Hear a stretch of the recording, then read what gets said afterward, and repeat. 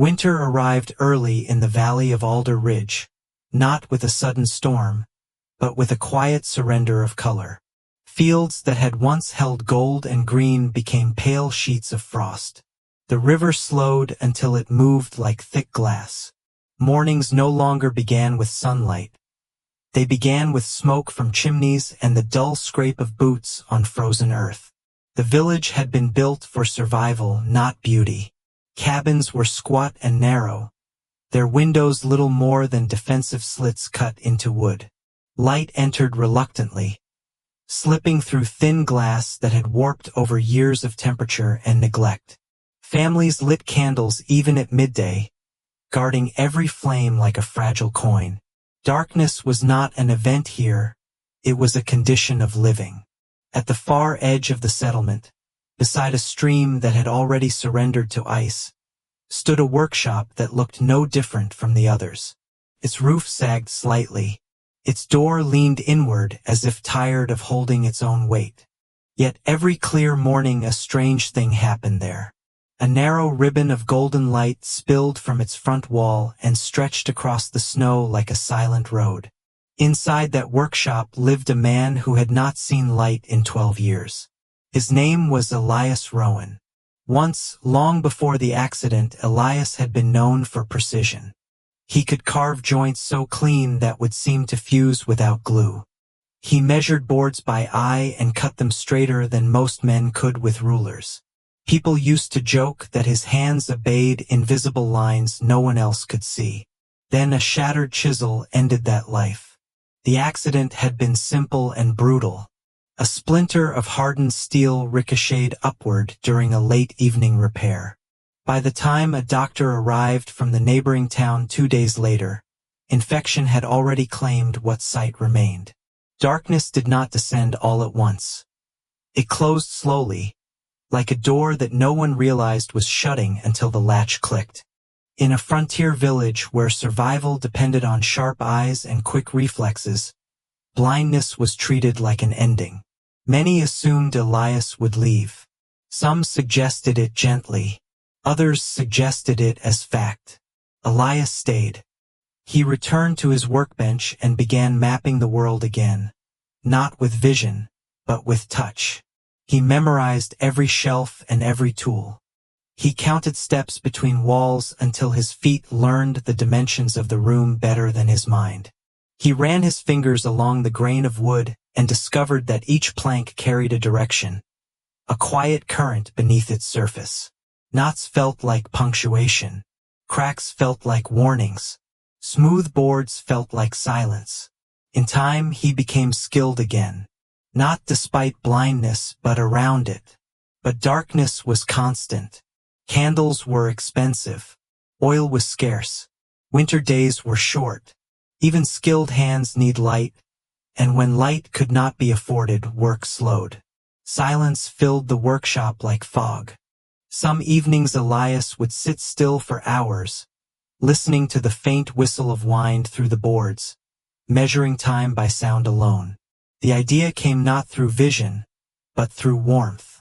One afternoon in early autumn, Elias sat near the doorway with his palms resting on the floorboards. He had been sanding a plank and paused to ease the ache in his wrists. Beneath his right hand he felt something unusual, a narrow strip of warmth that did not belong to the cool air of the room. He slid his palm sideways. The warmth faded. He returned it. The warmth reappeared. He followed it slowly across the floor, inch by inch, until it thinned and disappeared near the workbench. Sunlight, not seen but felt. Light carried heat. Heat could be guided. From that day, the workshop began to change. Scraps of tin were polished until they felt smooth as still water. Broken glass panes were set into wooden frames. Metal plates appeared near the doorway at angles that made little sense to those who passed outside.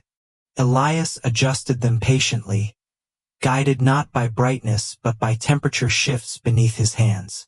When warmth moved deeper into the room, he noted the angle. When it vanished, he altered the surface again. Children were the first to notice.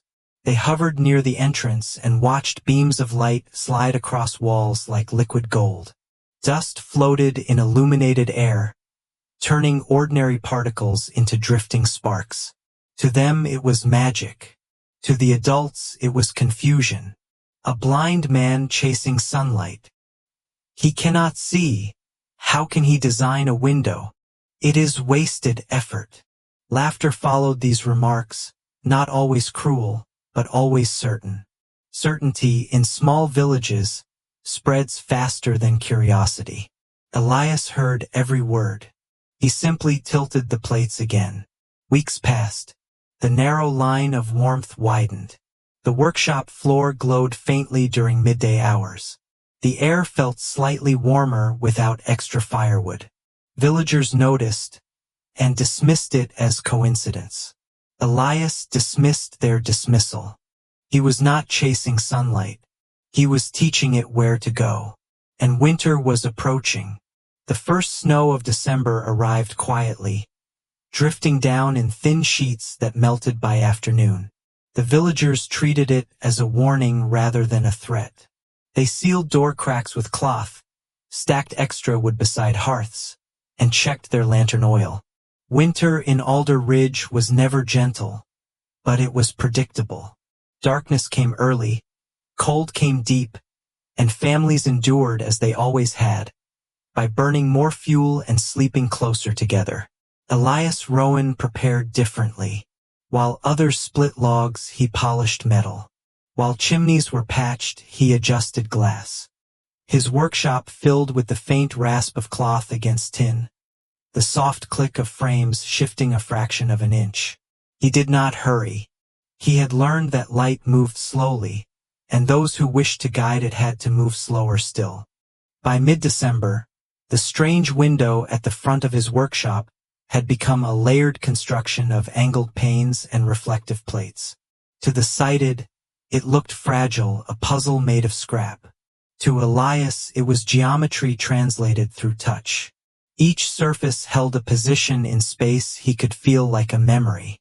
Each angle was a sentence he could read without eyes. On clear mornings, sunlight entered the room not as a single beam but as a series of soft bands that crossed the floor and climbed the walls. The warmth followed those bands like a shadow. Elias tested it with his palms, kneeling to trace invisible lines the way surveyors traced borders. He did not announce success. He measured it. The villagers continued their routines. Children carried buckets from the well before dusk. Farmers checked fences for frost cracks. Women mended coats by candlelight that trembled with every draft. In the evenings, smoke curled from chimneys and flattened beneath low clouds, painting the sky with gray ribbons. The village survived winter not by comfort, but by endurance. Then the sky closed. In late January, a storm arrived from the northern plains without warning. The first sign was silence. Birds vanished. The wind fell still. By afternoon, clouds gathered thick as wool, swallowing the sun until day resembled dusk. Snow began to fall not in flakes, but in fine grains that filled the air like ash. Within hours, paths disappeared. By nightfall, windows were sealed beneath frost. The storm did not pass in a day. It remained. On the second morning, candles burned at noon. Oil lamps emptied. Families rationed light the way they rationed bread. Tasks that once took minutes took hours. A kettle overturned in a dark kitchen. A hinge split unseen. A child stumbled against a table and cried not from pain, but from the fear of endless night. At the far edge of Alder Ridge, Elias Rowan's workshop was dim, but not dark. Even through heavy clouds, daylight scattered across the snowfields outside. Snow, he had learned, was not merely cold. It was reflective. The pale brightness bouncing from its surface entered his angled panes and struck polished metal. Then glass again, then metal once more. The golden beams of autumn were gone, replaced by silver washes of light that drifted softly across the room. It was not brightness as others defined it, but it was enough. Enough to walk without striking a shelf. Enough to find a tool by touch and finish a joint. Enough to live without flame. The first visitors were children. They stepped inside, blinking in surprise at the gentle glow that filled the workshop. Their boots left melting prints on the floorboards. They held out their hands to catch the drifting light as if it were something tangible. Elias greeted them by name, recognizing voices long before footsteps. Adults followed. They entered quietly, hats in hand, uncertain whether to speak. The room felt warmer than expected. Not hot but alive. The reflective plates near the window caught even the faintest gray light and sent it inward. Dust motes floated like tiny stars. The far wall, once lost in shadow, now held a soft sheen. How? Someone finally asked. Elias did not lecture. He guided hands. He placed a farmer's palm against a polished tin plate and tilted it until warmth shifted. He let a seamstress trace the edge of angled glass and feel the coolness where light thinned. He described angles not in degrees, but in distances, 1 finger lower, 2 inches inward, half a step to the left. He spoke of reflection the way others spoke of wind, invisible but obedient to direction. On the third night, the storm worsened. Firewood stacks shrank across the village. Chimneys smoked without effect. Floors froze. Families huddled near hearths that consumed logs faster than they produced heat. Darkness pressed against windows like a living thing. Inside Elias's workshop, sunlight did not replace fire, but it multiplied it. Wooden surfaces absorbed warmth during the brief hours of pale daylight and released it slowly into the evening. The room never grew bright, but it never fell blind. The difference was subtle, yet profound. Movement without fear, work without flame, presence without panic. Word spread without voices. People simply walked.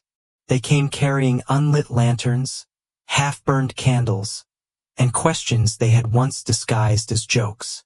Elias welcomed each of them without pride. He showed where to place metal, how to tilt glass, how to use snow itself as a mirror.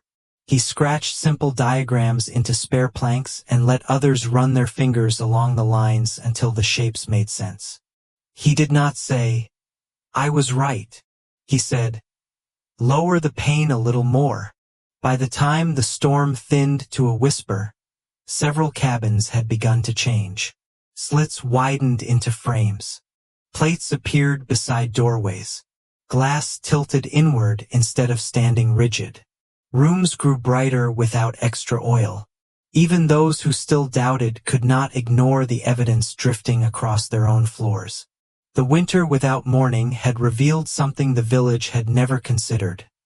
Light did not belong only to those who could see it. It belonged to those who understood how it moved. When the storm finally loosened its grip on Alder Ridge, the village did not return to what it had been.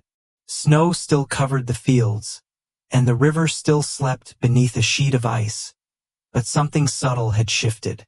Cabins that once surrendered to darkness now held faint glows during midday hours. Narrow window slits were being widened. Pieces of polished tin appeared beside doorways. Angled glass replaced straight panes that had stood unchanged for years. The change did not happen all at once. It happened hand by hand. Elias Rowan did not travel from house to house announcing a method. People came to him. They entered the workshop quietly, carrying scraps of metal or broken panes wrapped in cloth. Some arrived with embarrassment, remembering their laughter weeks earlier. Others came with simple curiosity. Elias greeted all of them the same way, by voice, by footsteps, by the rhythm of breath he had learned to recognize. He placed tools into their hands and guided their fingers along surfaces until they felt the difference between dull and polished, between straight and tilted, between cold glass and glass warmed by redirected light. He described angles not as numbers but as distances the body understood. A thumb's width lower, a knuckle's turn inward, half a stride to the side. Those who expected lectures found demonstrations instead. Those who expected pride found patience. By early spring, several homes held brighter rooms without burning more oil. Children studied near windows that once offered nothing but gray shadows. Seamstresses stitched by daylight that reached tables for the first time. Farmers mended tools in corners that had been blind for years. The village did not become radiant, but it became visible. A traveling trader passing through Alder Ridge carried the story beyond the valley.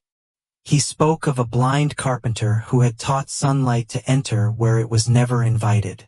Builders from neighboring settlements arrived out of curiosity, then returned with sketches scratched into bark and measurements remembered by touch. The method spread the way light itself spread, quietly, without proclamation, guided by surfaces rather than force. Elias Rowan never saw the transformation, but he felt it. He felt it in the warmth of walls that no longer chilled his palms. He felt it in the steadier footsteps of visitors who no longer stumbled at thresholds. He felt it in the change of voices, where certainty once sharpened words, humility now softened them. The laughter that had once followed him through the village faded into something quieter, something closer to respect. Years passed. Winters came and went. The angled windows multiplied. Children who had once watched beams of light drift through the workshop grew into adults who built their own reflective panes without guidance. The village developed a reputation among travelers as a place where winter days were brighter than expected. No one called it invention anymore. They called it practice. Elias continued his workbench routines long after the novelty faded. He polished metal when it dulled. He replaced cracked glass. He adjusted angles as buildings settled and seasons shifted. He accepted gratitude the way he accepted tools briefly, then returned it to where it belonged. He never charged a coin for his knowledge, never claimed ownership over what others built. Light, he believed, was not a possession. It was a path. In his later years, when his hands trembled slightly and his steps slowed, the workshop remained unchanged. The same doorway, the same plates, the same gentle wash of brightness crossing the floor at midday. Visitors still came, though fewer now, not for instruction but for conversation. They sat beside him and described how far the light reached in their homes, how winters felt shorter, how candles lasted longer. Elias listened, measuring success not by sight, but by stories. When he passed away decades later, the village gathered at the edge of the frozen stream where his workshop still stood. No speeches were made. No monuments were raised. Instead, the villagers did something simple. They placed polished metal plates along the path leading to his resting place. Each plate caught the low winter sun and passed it forward to the next, forming a quiet chain of reflected light across the snow. It was not bright, but it was enough. Travelers who arrived that season followed the glowing trail without knowing why it existed. Children walked it with curiosity. Elders walked it with memory. The path did not lead to a grand structure or a carved statue. It led to a modest marker and a workshop that still held angled panes where sunlight continued its patient journey. They said Elias Rowan never saw the sun again. But in the end, the sun saw him. And long after his hands were still, the village he left behind remained a place where winter mornings carried a little more light, not because one man could see it, but because one man understood how to guide it.